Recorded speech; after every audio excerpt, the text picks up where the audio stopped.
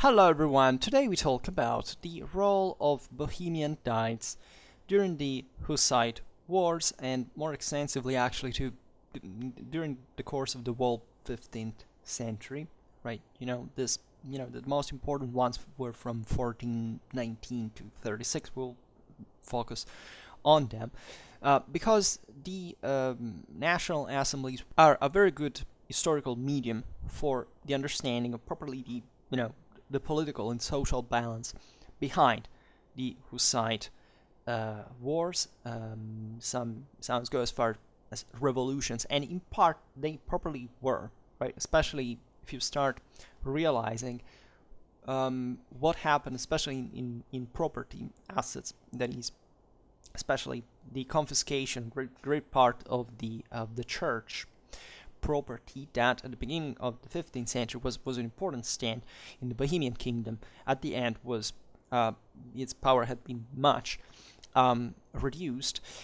This we had never properly talked about the Hussite wars altogether, so there is no video I can address you to specifically to for a better background. But I guess more or less what we're talking about, and surely we will make many videos about this topic. And the I say this about the military aspect because there is properly here a background of warfare, as you know, that seemingly drained, if not properly destroyed, consumed an astonishing amount of Bohemian resources. Right, just the Bohemian population was much higher at the beginning of the 15th century, would be in a few generations, and this due to the large-scale destructions, in fact, immigration, things like that.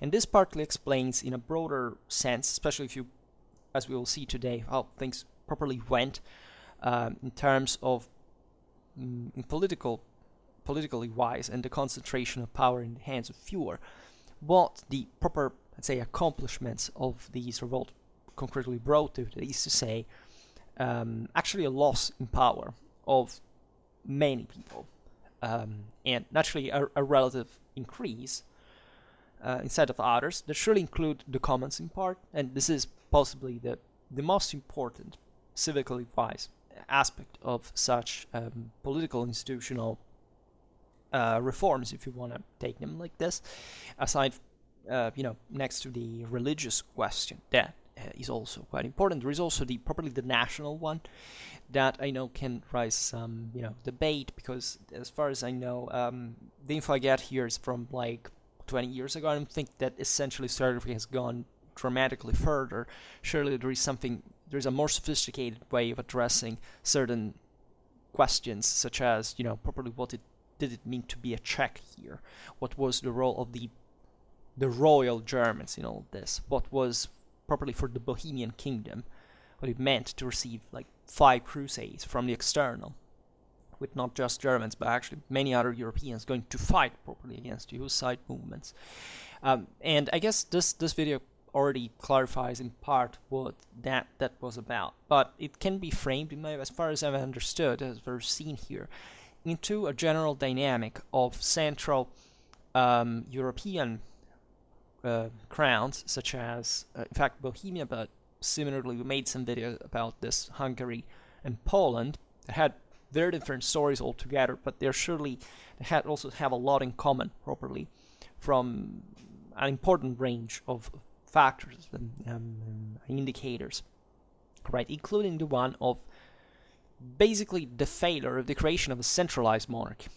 That is to say, at the end, the nobiliar power brought to the institutionalization of an elected system, where and that in insight was not much of a success, historically speaking, compared at least to, Western Europe specifically, but because of reasons that, especially in Bohemian history, that here and there I've had, I know a few, telling the truth about it, but I had the chance to give a look at it. Bohemia had the most successful under this, most successful outcome along these patterns, in many ways also because it was closer, it was there was an important compaction in political unity. Well, it's if anything, also a better defined country in its boundaries. It's this brought also with the integration in the Holy Roman Empire to a specific history. But at the same time, this process, in my opinion, tells about the general failure of at least the properly of the instances of revolt had been property of the Hussites, because it doesn't matter how much this somewhat different religious practice of the Bohemian kingdom was about. It was not about religion, as it was properly not about nationality. At least in the modern sense, in the contemporary sense, say better of the word, national issues here were important on an ethnic base, but not in the oppositional way that maybe nationalistic historiography has, portrayed in this opposition between the Slavic and Germanic element. But it surely was a revolt that wanted to, that was as in other areas of Europe at this point, that Hus himself kind of, often quoted and inspired by the English revolts. The French had the Jacquerie. If you want, in the previous century, if you want, Bohemia arrived a little bit late, but here you can see properly the improvement of especially the towns, right? And their properly Czech ruling class, the gentry of the commoners, that tried fundamentally to have a say in the affairs of the kingdom, and except Prague, basically was the most important center around which the same kingdom had basically, and the monarchy itself had revolved. That did maintain its importance. Largely they obtained something, but at the same time they were brought under again, right? By the nobility, by the magnates, by those that had, if you want, always ruled in Bohemia, right? So that's the pattern how I have identified it for that matter. So the importance of the early 15th century Bohemian Diets stands in many ways in the creation of a proper national unity. That is to say, Bohemia was essentially acting as a unit here, ideally, right? The wars had, which wasn't absolutely true from a concrete point of view, right? But it was being attempted properly towards a politically united direction, for many reasons, right? What the issue here was that after that of the last king, it was a problem of accepting Sigismund of Luxembourg as the new sovereign, right? Because of the disagreement here with the broader, it was the most important aspect at this point of instance with the Catholic Church that naturally hit important political dynamics, as we've seen. So what had been the system before? So before the 1419 Diet, the king or his representatives had summoned the Diets, as was normal. It was up to the king, and therefore up to that point, such Diets had taken on the character of a deliberative assembly. The king summoned them, decided what had to be approved or not. It was a negotiation, of course. It was not an absolutistic power, but there was fundamentally, a general obedience of various stands, various communities to the monarchic direction. After 1419, if anything, there was no king. This is the point. Not to convene the Diet, nor to hold the procedures proper. This, especially from a practical point of view, didn't change how Diets were carried out in the substance and in the formal side of it. But naturally, it made an astonishing difference. And during the Hussite wars, the main problem was to have a unitary direction. That is to say, moment of war, of course, you need a political cohesion. So resolutions it was this kind of convergence around the 88 resolutions in the Diet, at least, had to be accepted almost unanimous, which came to be possible only because one or more of the extreme parties were not partaking the Diets. For example, the Catholic barons, that here were kind of the main opponents, refused to attend the Bohemian Diet. Also, sometimes the same leading Hussite barons were absent. This was a practical realization for several reasons of political balance, because at the end of the day, what a Diet in the 15th century decided was not as important as what de facto happened on a territorial base, because territorially speaking, still these magnates and or communities ruled. And therefore, even what was decided by them, if they managed to monopolize a Diet, depended fundamentally only on their territories. In fact, even when properly the Hussites came to certain resolutions, they couldn't enforce fully the same on their own territories altogether. Right? There was always some difficulty in control, and you can imagine, especially in time of war, how this came to be. So there is an academic debate on whether these Diets, these official Diets, because naturally also there were lots of other councils held altogether, were just like properly a national assembly, or just basically a formal meeting for sanctioning the strategies of one party or another. And it's difficult to distinguish it in the Middle Ages in the first place. At least here there is properly an amputation of the main institutional figure of the monarchy, and these other communities taking over, which is the most important thing. But it also in the way they could feel that these institutions, that the problems of enforcing jurisdiction were maintained the same, right? However, the important thing is that there was properly towards the end of this period, around the 30s of the 15th century, an institutional practice that tended to identify in the Diet's deliberations properly the ones of a national government.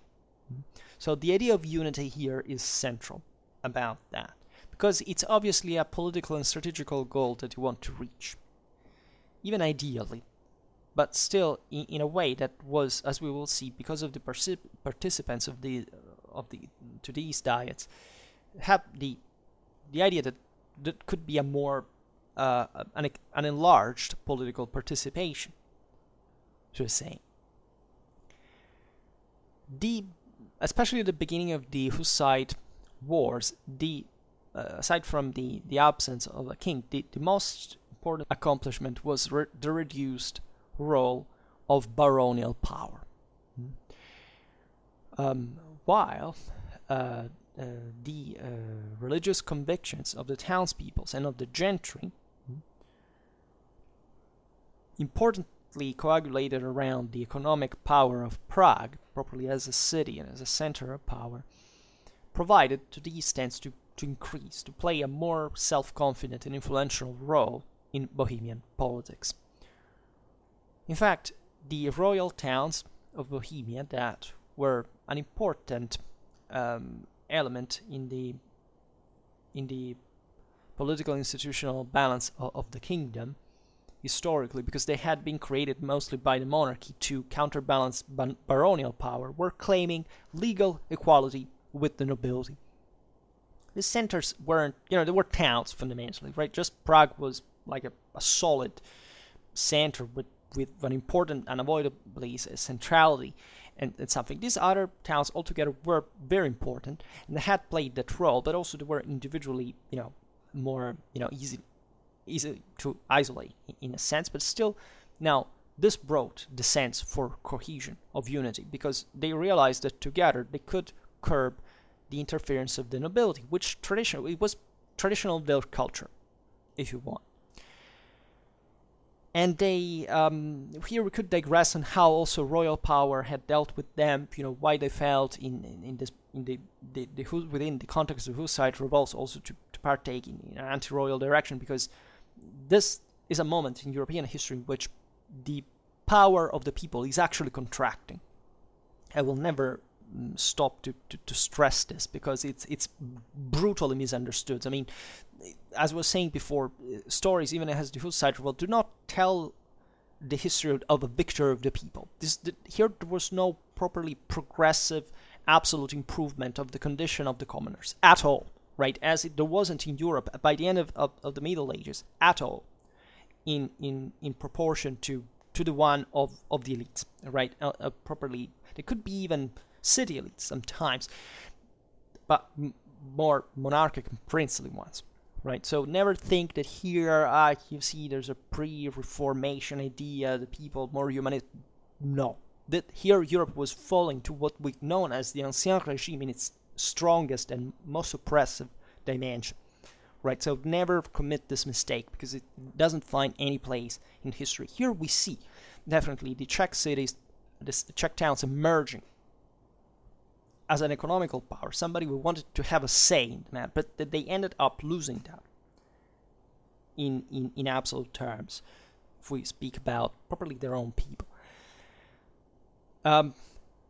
They naturally they provided also with their own representatives in the national diets. They helped to set the agenda. So this was a very important achievement, because before, this was the first time in the Bohemian kingdom. So it was, ideologically speaking, it was very important for them and for the others as well. The first diet of 1419 was designed to recognize specifically urban power in order to give the Czech component of the kingdom a dominant position within the realm. The monarchs had favored basically the appointment of certain German individuals, because they were foreign dynasties that were foreign, because even in here of the power of the nobility. That's why I was talking about Poland and Hungary before, because that's exactly what happened. Why did these countries all have foreign dynasties? Because it was the barons who had taken over, right, in lands in Europe where urbanization was weaker than in the West, and that therefore didn't, basically hampered the creation of a more centralized system, and therefore they called foreign dynasts to basically check their power, because they were outsiders and they couldn't enforce it. Naturally, this in part had also stressed the necessity of sometimes even of the older national dynasties to reinforce the cities, right? But this here it was too late, so it was easier in many ways to reinforce with a foreign element still that was even in here alien to local matters, so it was not too intertwined to them, and to therefore having the whole community sometimes having something to say about this decision. So that's where ideally the national matter was, right? Because properly the most important representatives of the realm up to that point had been German, by the Luxembourg's, by Luxembourg policy, that otherwise for other, historically, think about Charles IV, had been enlightened, right, for the times being. Bohemia in the 14th century had been properly, we can say that the center of Europe, as not just because of the imperial seat, but also because of this broader capacity, also of its growth, its ambitions, etc. But here, the instability provided with this revolt was also telling a story of oppression. That was the one of that the nobility had, the ethnic Czech nobility had also enacted. Here, no national discrimination had anything to do with that. The nobility thought that the commoners were subhuman beings in every country. They didn't give a shit about the fact that it was a nation of these things, of course, because we're talking about the Middle Age, and that's the dominant factor you have to think about. And these towns, in a moment of instability, began to say, we need now to, like, it's now or never, right? It's either we emerge now back, we reclaim our own role in the balance of the kingdom, otherwise we're done for, because the aristocracy will take over. And that's eventually what would happen. Because of the disorder, the damage, the destruction, the same war eventually brought to. It was a very bitter struggle, right? It was a ferocious. The Hussite revolts were something dreadful in actual fact. And the first session of 1419, died in August, issued a number of demands that, for that matter, simply continued the traditional requirements made of kings since the coming of power of the Luxembourg dynasty. But still, there was some, national character being, put on the fore and, paraded, in particular by the representatives of the urban population of the towns, right? That now was, was a literate ruling class, right, and spoke and wrote in Czech. And in 1413, the king had decreed, just comparatively to make you understand what I mean, that half of the town councillors, for example, in the whole town, Prague, were to be Czech, the other half German, which is an important proportion here. The Diet of 1419 instead excluded the Germans from office, right? In that case, where Czechs were properly able to govern themselves by their own elite, by their own intelligence.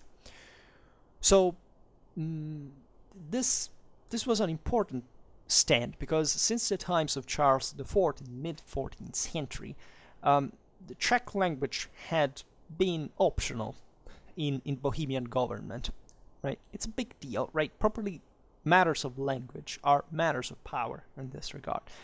The Diet of 1419 instead now was demanding that court actions had to be carried out only in Czech, which was an important demand.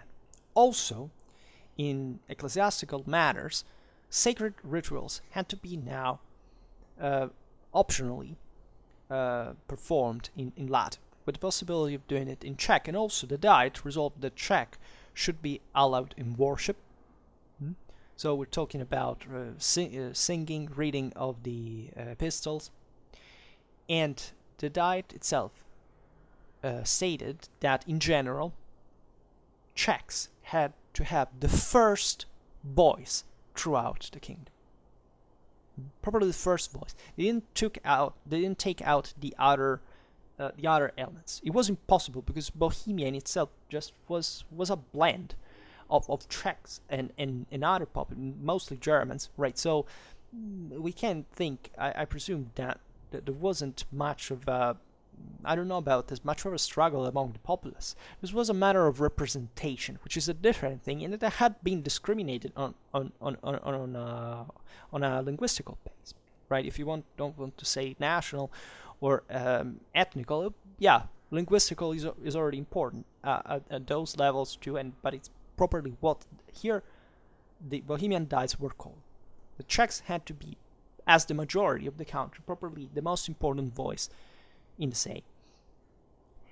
And naturally, even the nobility agreed with this largely, because they saw it as an option to reinforce through other ways also their own importance in the kingdom. So this was a very segmented reality. It wasn't a classist thing, even though there were important class differences that would be actually increased over time by the same wars and this proceedings. And it's very important to stress how now, as this urban representatives showed, even common people had something to say in the kingdom's assembly. So there is another obvious factor that boosted the idea of a national dimension of this story. That is to say that the crusades that were launched by Sigismund together with the papacy, Pope Martin V, since March 1450, after the issue of a bull that had declared them, condemned the Hussites as heretics, were a foreign interference into Bohemian policy, right? So it was properly a foreign invasion, and this, from a propagandistic, ideological point of view, was very important to stress further a sense of proto-national identity along the prevailing Czech one. And the Hussites, in fact, incited the people to resist, attacking the Sigismund's moral character and also religious faith, because of all the theological matters that had been brought on the fore by Hus and his followers. So this would be in the Middle Ages the first, the religious unfitness, the most important, formally speaking, factor that could bring a ruler down. Right? If he's not wanted by God, if he's impious, if he goes against religion, he cannot rule. As we were saying before, there was also national feeling to which the Hussites appealed. For example, there was a manifesto in April 1420 that described the German crusaders as natural enemies of the Czech language. This is also interesting because they say enemy of the Czechs proper. Enemy of the Czech language. That is to say, those who wanted to silence, fundamentally, that specific part of the kingdom in the political representatives. Also, there were more radical, calls in this regard. For example, the most extremistic movements called specifically the Czechs to fight for God. Against the age-old enemy of their language.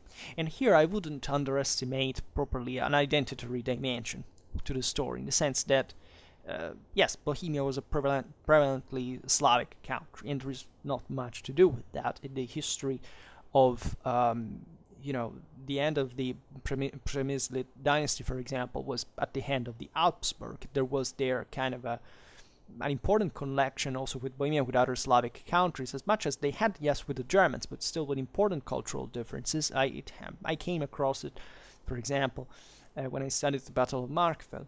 Right, it was properly another way. An Ottokar II would write his own letters, describes the political situation, and would, Rudolf of Habsburg would do. Right, those were all about, the Germans were all about the empire, the Romanity of it, etc. Whereas Ottokar II, seeking help to his Polish allies, would say, if here he properly said, we have to escape the mouth of the Germans, right? That they want to eat us, that are that they're not. We have to stand together as our ancestors would do. There was a language that in feudal, in the feudal Habsburgic Republic would have never been used. Right? There is a much more ethnic, properly character that the Slavs had maintained because of less social stratification historically compared to the Frankish Europe that had made them, let's say, kind of closer to their own more overtly ethnic identity. Right? In the case of Bohemia, I agree, it's very difficult to trace a boundary, like in other areas, even of the northwest of Poland. They say what is their German, what is Slavic. It's actually very difficult to tell, if not impossible, at some point. The problem here is that we're not making an ethnographical inquiry, but properly a political assessment. That is to say, for them, it was important here to stress the fact that there was more than just a linguistical, at least for the most extremist movements, more than just a linguistical divide with the Germans. They were evoking the valiant Czech fathers, their glorious patron Saint Wenceslas, right? And they stressed the love for their country, and they especially called themselves as the most Christian kingdom that was being oppressed at that moment. So this is a very empowering unit. Let's say propaganda around properly the unity of the Bohemian kingdom as such, for the sake of defense from the external intervention, right? And as we were saying before, also the fact there had been a foreign dynasty that had explicitly governed by essentially inserting an important, time properly decisive, politically speaking, foreign element in the representation system was a big deal.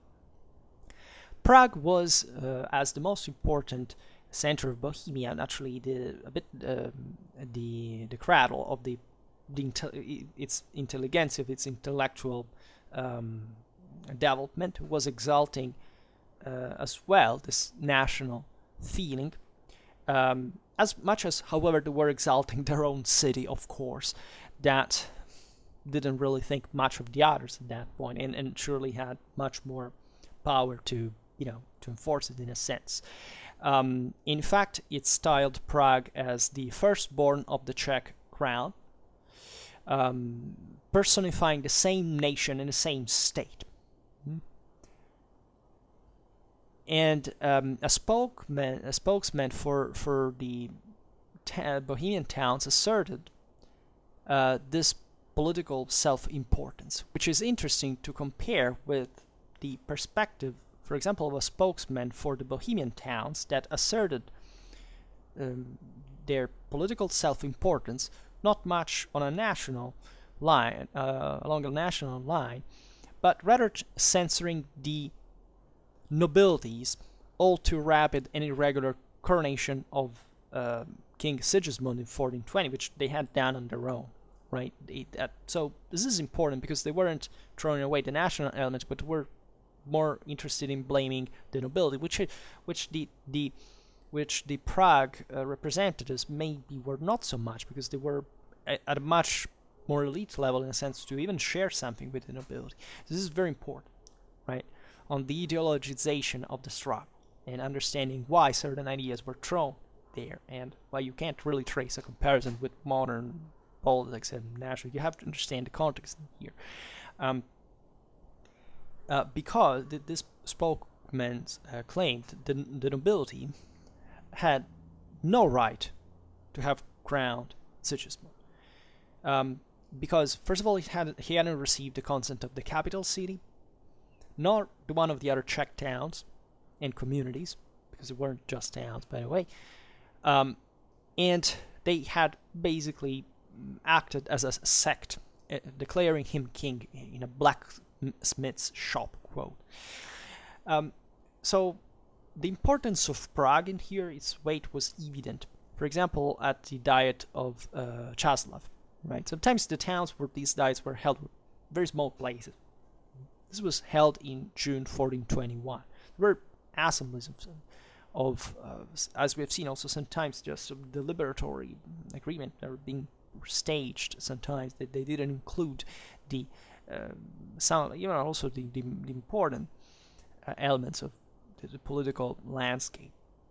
But here both Hussites and Catholics were present, and they issued essentially a list of grievances and a declaration that would lead to the war with Sigismund, fundamentally.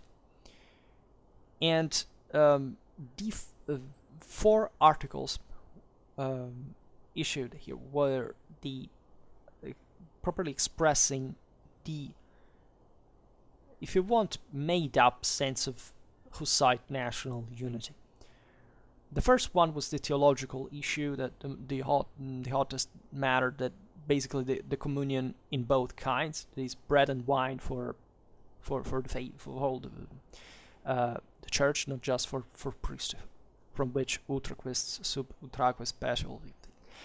Then free preaching of the word of God, which is another interesting pre-Protestant matter.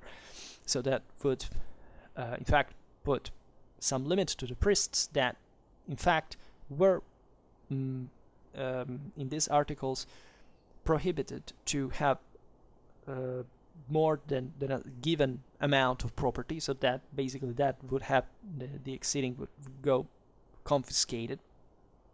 And also was issued the necessity of purgation of public sins, which was essentially a way of virtue signaling, and in a more or less official way under the eyes of the new establishment.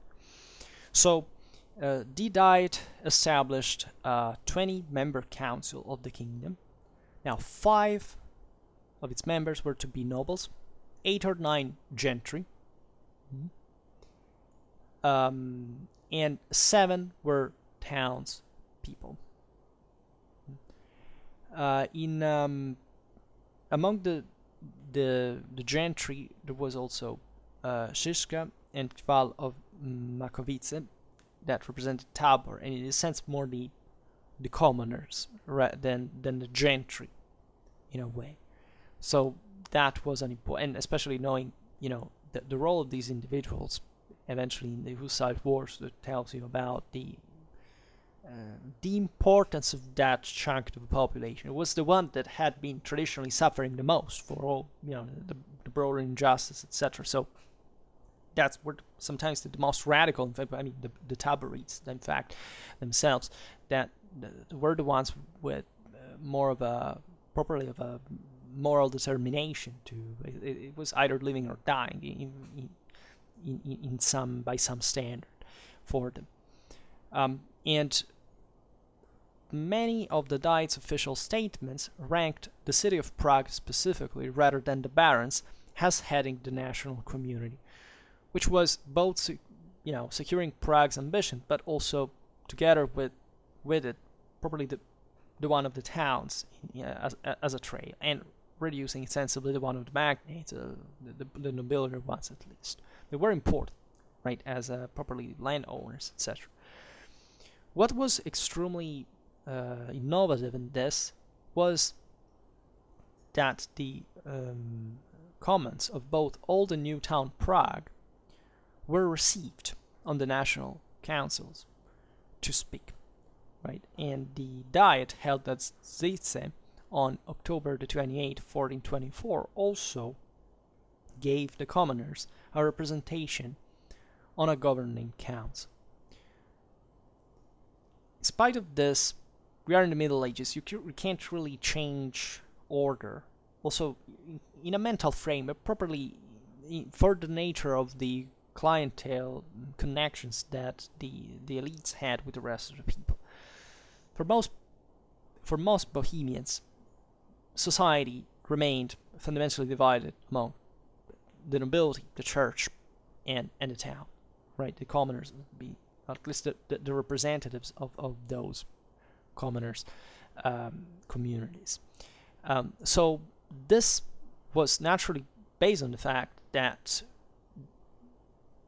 the nobles kept holding their own power. As we've seen, the church was stripped actually of an important amount of its land, but the nobles were still there, and there wasn't really much that could be done about that. And especially the same nobility was trying to regain control of the country's government after, the revolution, let's say. There was eventually the Diet of St. Gall, summoned in Prague in November 1423, that began to reconsider, let's say, the relations with Sigismund, which marked the decline of Prague in political balance in favor of the nobility in the kingdom. And in fact, in order of precedence, in this instance, Prague was not placed but third after the archbishops and the lords. And the 12-member governing council, which was established, was made up of 6 lords from each religious camp. 3 were Hussite lords, allied to Prague, but the city itself was not represented except, in functionally to notarial and secretarial services. So basically, they re-established nobility control. They chose some magnates there that would still support the instances of Prague, and more broadly of part of the most, as we've seen, revolutionary side. But still, the de facto importance of the city was much reduced to secondary functions. However, the more conservative-leaning politics of the 1423 Diet didn't quite reflect the reality of power at that point. In fact, at this point, Žižka was winning major battles against the royalists, right? The way, of course, the Diet had acted was addressing also this matter. So the actual coming back, final coming back of the conservatives in power, so basically reintegrating Bohemia in the European Church and political order altogether, would be accomplished only more than 10 years later, with the final defeat of the radicals in 1434, which basically brought an end to the hotbeds of the revolutionary instances as such, and of some of the most important, in fact, struggles for it. By the end of the 20s of the 15th century, the same divisions within the Hussites, the massive destructions of the war, and also because of these reasons, in fact, the need for negotiation, right? It couldn't go on like that. It was a self-destructive thing.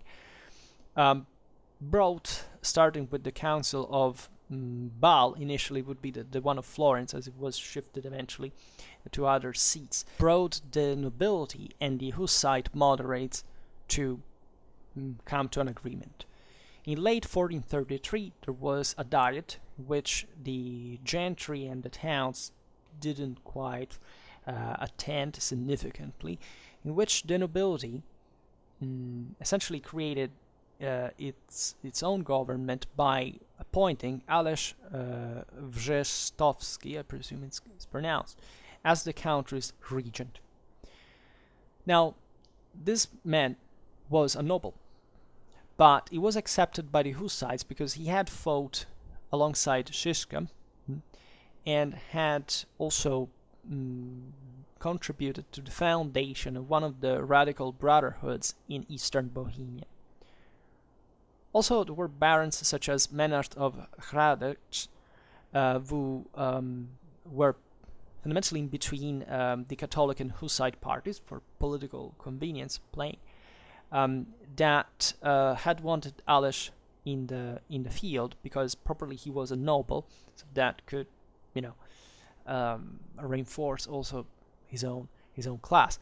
So Aleš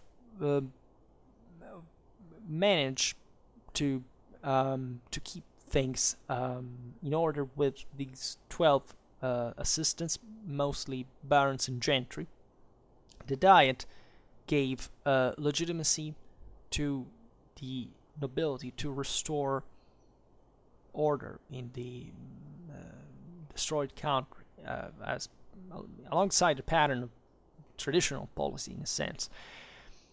While the radical armies were essentially losing, especially after the long siege of Catholic Plzeň and the divisions and struggles between themselves at some point. So they lost a great amount of support, especially among the gentry. Radicals are generally not a good, a good horse to bet on, and especially I would say that the gentry, this kind of town people, were mostly naturally about their own economic activities, their trade, etc. So war, the more it goes on, the worse it does under that point of view. So this brought essentially to a wave of conservatism to be reaffirmed among even the same town's governments that surely had their divisions, their factionalism, brought the nobility and the gentry to new opportunities. Also, in 1434, famously enough, the radical armies were defeated at the Battle of Lipany, and this brought to their definitive surrender fundamentally. So more conservative Hussites were accepted also as a consequence at that point as spokesmen in the Bohemian kingdom's institutions, because the movement had lost its less compromising element. In the Diet of March 1435, there was essentially an assessment of the new order that did maintain surely certain Hussite instances, but in a moderate form. Essentially, the Bohemian estates, the towns, the gentry, the nobility, now presented a list of conditions to submit to Sigismund of Luxembourg in exchange for the recognition of his crown.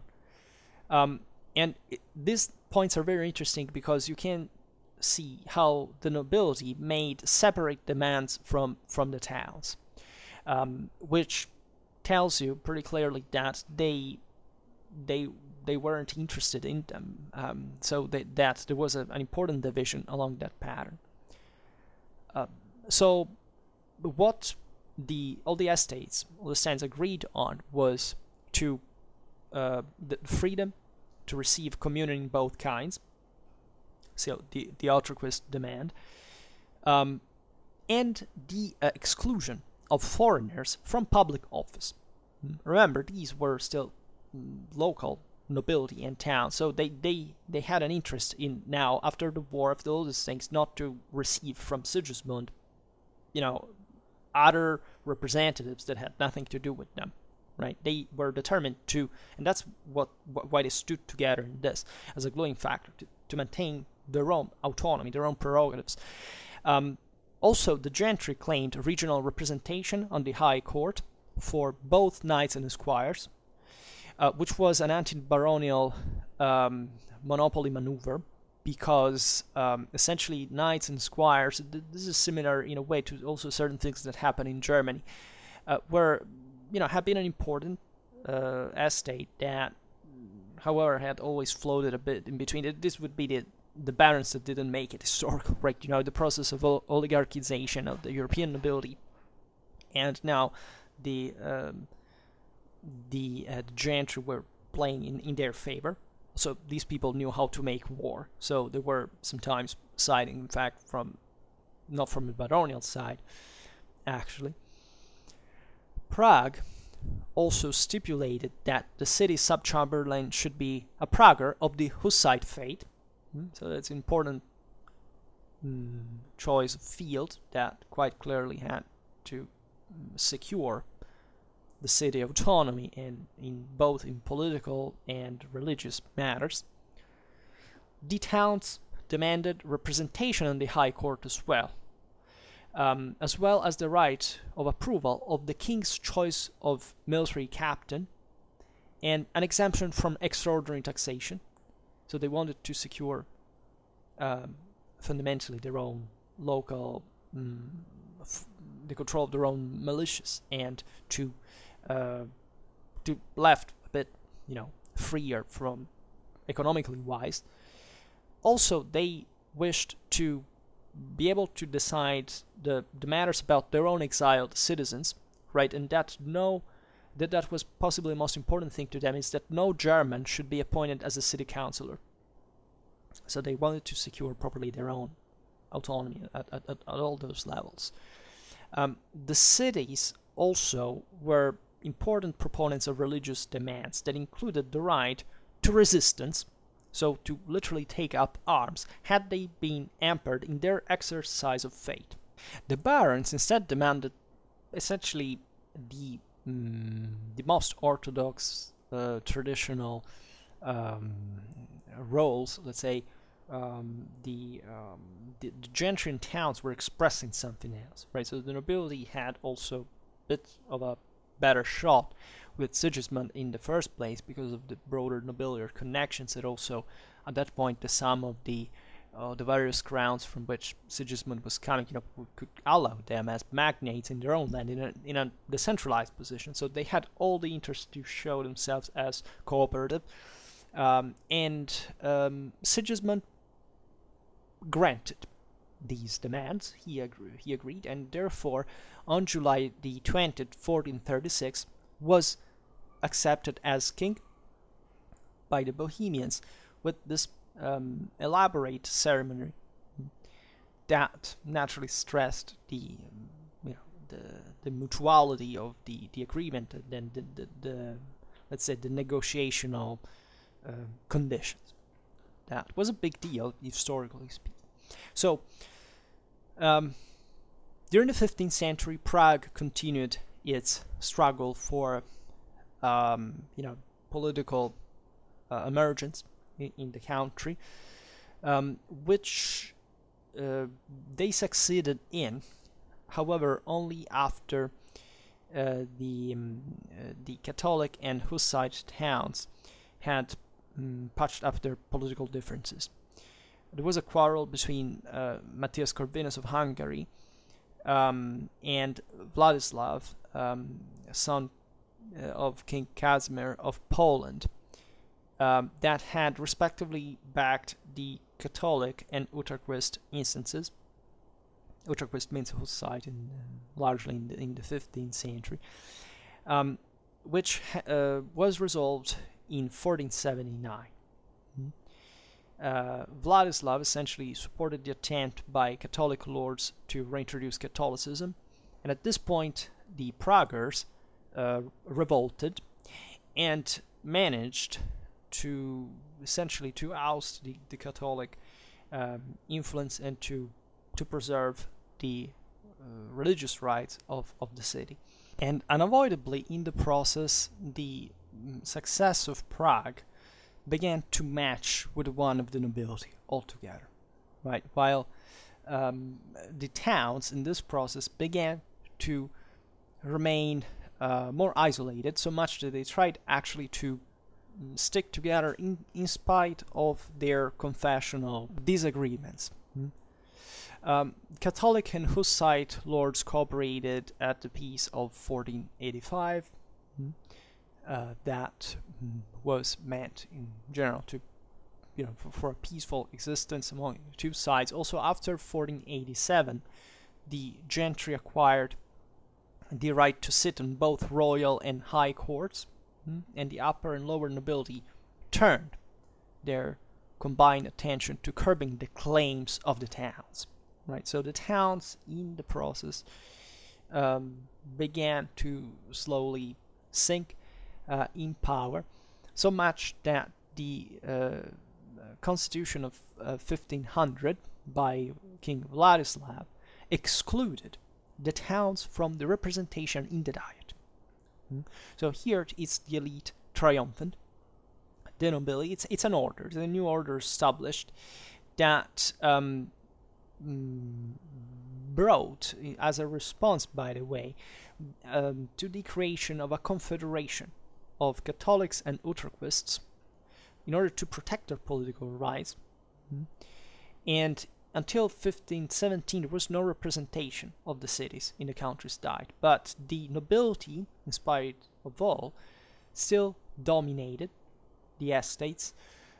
They fundamentally engineered the composition of the royal council and courts, and it required, by the same year 1500, the council members and officials to take the oath of loyalty to the diet as well as to the king. So the nobility here was essentially increasing its elite character.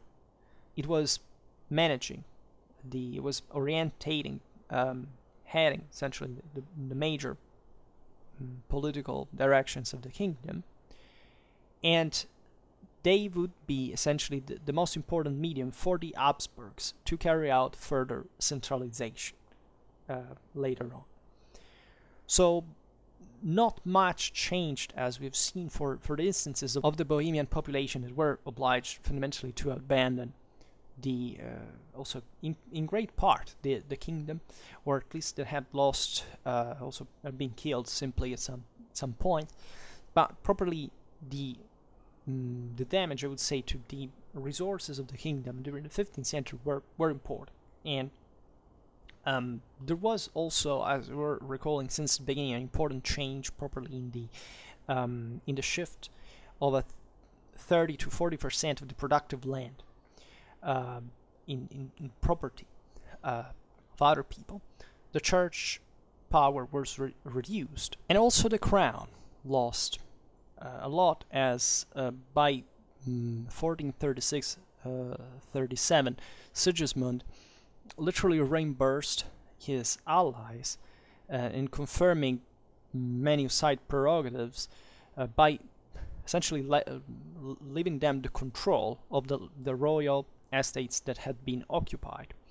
And albeit it was if you want, a relatively balanced share in terms of the, on a religious divide between the Catholics and the Hussites, nobility mostly, in terms of gained land in this confiscation process, just a very narrow part of the nobility managed to seize the majority, especially of the ecclesiastical property. That was the largest in absolute terms. And the redistribution basically brought to many, not many as we've seen, but to these few nobiliar and gentry families to even surpass in power the prestige, the wealth of many of the old Bohemian families. For example, Nicholas of Treczka of Lipa, that was essentially a member of the gentry, acquired an enormous amount of land, which by 1450 comprised 9 castles and manors, 14 towns, and over 320 villages. Right, this had happened all basically by private means, or more or less mediated institutional ones, and this brought also to most of the gentry, however, so there was a certification saying gentry, because most of their families were too poor essentially to leave off the rents of their own property, right? So this brought to essentially this very narrow elite to power, right? It was mostly achieved through the confiscation of the land. So you see basically there what happened. The revolt had started essentially for more autonomy, for an institutional control towards the, protect themselves from the royal prerogatives, the extension of rights of participation, basically ended up in the concentration of powers in the hands of very few, on a non-ideological, non-religious pattern. They were both Catholics and Hussites, were both nobility and gentry, right? It just were very few people that were become richer than anybody else, and that now could mediate further the kingdom's destination, we could say, as a more private matter than before. So it's if you want a failure of a properly public achievement, there is an important step taken for the significance of certain provisions, but in actual fact, this would eventually lead Bohemia to fall again under the end of the day of a foreign power, with important autonomies, because the Bohemians would maintain these prerogatives, but it's not the Bohemians, it was just a very small part of the Bohemians, which is essentially what the Ancien regime is about, and that's what we were talking about at the beginning. Anyhow, this is pretty much it. I just hope that you enjoyed this video. If you did, please share it, otherwise leave a like or subscribe to my channel if you're interested in my upcoming content. And for now, I thank you heartily for listening to me. I wish you a nice time and see you next time. Bye.